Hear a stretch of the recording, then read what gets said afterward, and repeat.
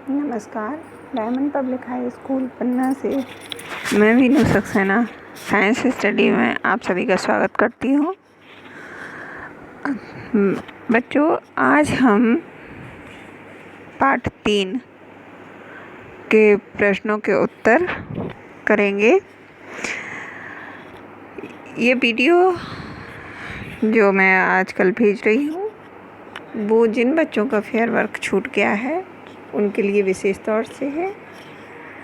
तो आज के प्रश्नों के उत्तर हम अपनी बुक में ही करेंगे। तो इसमें पहला प्रश्न देखिए।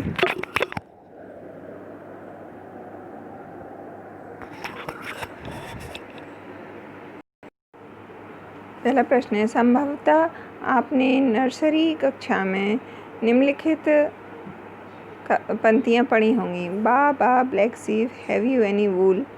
और खा नंबर पे Mary had a little lamb whose fleece was white as snow. ऊपर लिखी पंक्तियों के आधार पर यह बताइए, पहले नंबर में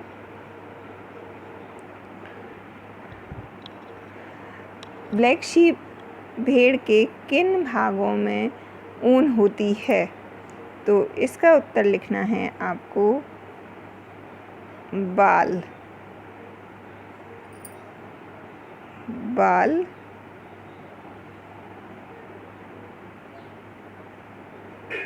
या रोम।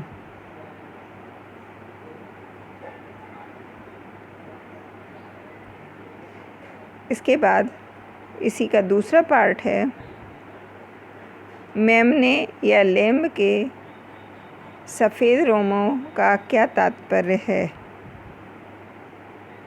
तो इसमें उत्तर लिखना है आपको जांतव रेशे।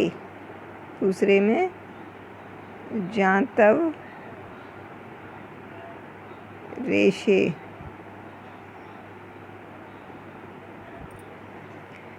दूसरा प्रश्न देखिए,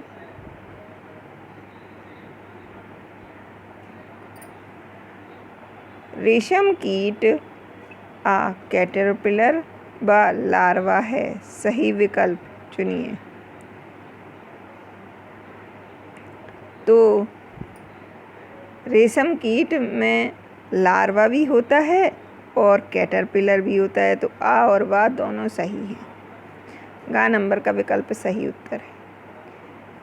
इसके बाद अगला प्रश्न देखिए, निम्नलिखित में से किससे ऊन प्राप्त नहीं होती है। तो इसमें देखिए, याक से ऊन प्राप्त होती है, ऊँट से भी होती है, बकरी से भी होती है, लेकिन किससे नहीं प्राप्त होती है? घने बालों वाले कुत्ते से। तो इसमें प्रश्न क्रमांक 4, निम्नलिखित शब्दों का क्या अर्थ है। तो पहला वाला पालन, इसका उत्तर हम देखेंगे आर्थिक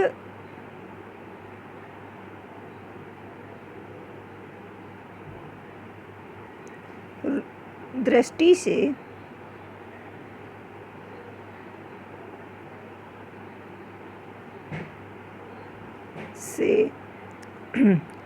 लाभ प्राप्त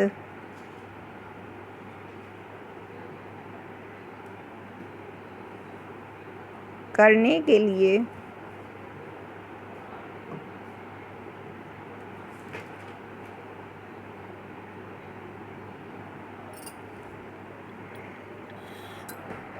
पशुओं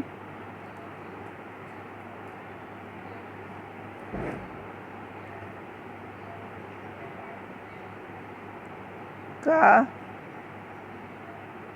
पालन करना पशुपालन है।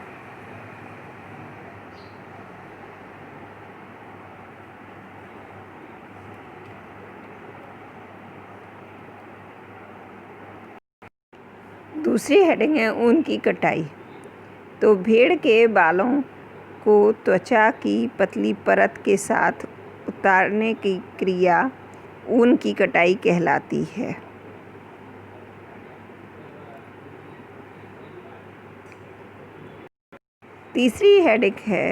तीसरा पॉइंट है रेशम कीट पालन। तो रेशम कीट पालन तो अगली हेडिंग रेशम कीट पालन।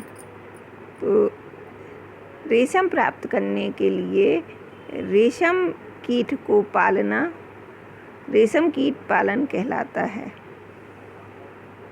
अगला 5वां प्रश्न देखिए।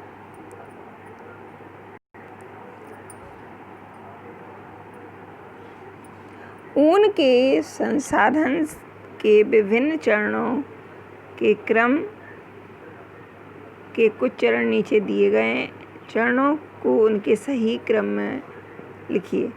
तो एक दिया है ऊन की कटाई, उसके बाद आता है अभिमार्जन, फिर छटाई, फिर सुखाना, फिर रंगाई और फिर रीलिंग। इसके बाद रेशम कीट के जीवन चक्र की उन 2 अवस्थाओं के चित्र बनाइए जो प्रत्यक्ष रेशम उत्पादन से संबंधित हैं। तो इसका चित्र देखते हैं। ये 2 चित्र हैं, एक कैटरपिलर और दूसरा कोकून। ये प्रत्यक्ष रूप से रेशम कीट पालन से संबंधित हैं। अगला प्रश्न देखिए, प्रश्न क्रमांक 7। निम्नलिखित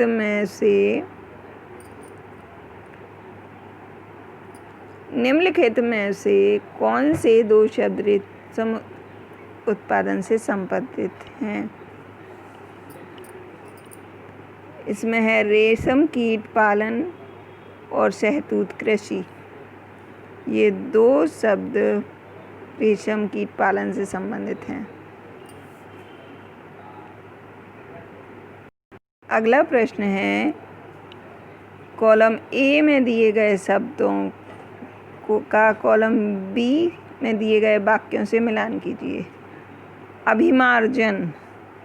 तो अभिमार्जन होता है काटी गई ऊन की सफाई से। शहतूत की पत्तियाँ रेशम कीट का भोजन है। ये याक ऊन देने वाला एक जंतु है। और कोकून ये रेशम कीट फाइबर उत्पन्न करता है। इसके बाद अगला प्रश्न है, इस पाठ पर आधारित एक वर्ग पहेली दी गई है। रिक्त स्थानों को उन अक्षरों से भरने के लिए संकेत का उपयोग करिए जो अक्षर को पूरा करते हैं। तो पहले हम देखते हैं सीधे में, यानी बाएं से दाएं। ये 2 नंबर दिया हुआ है। कार्तित ऊन को अच्छी तरह धोने के प्रक्रम को कहते हैं। तो इसके उत्तर में हम लिखेंगे अभिमार्जन।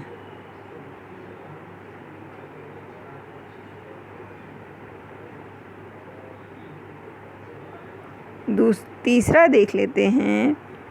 एक प्रकार का जातव रेशा है 3 नंबर पे। तो इधर आएगा रेशम। और 6वें नंबर पे लंबी धागे जैसी संरचना जिससे बुनकर वस्त्र बनते हैं। तो इसका आंसर आएगा फाइबर।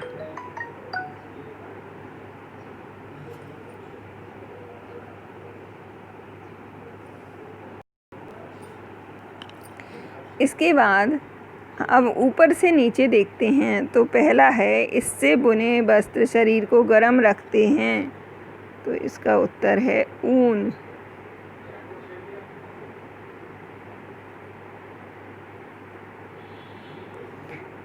इसकी पत्तियों को रेशम कीट खाते हैं। तो इसका उत्तर है सहतूत।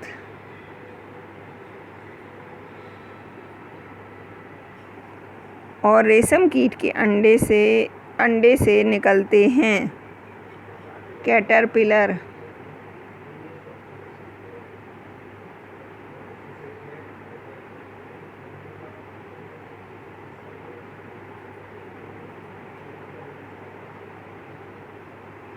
तो बच्चों, ये आपके सभी प्रश्नों के उत्तर हो गए हैं।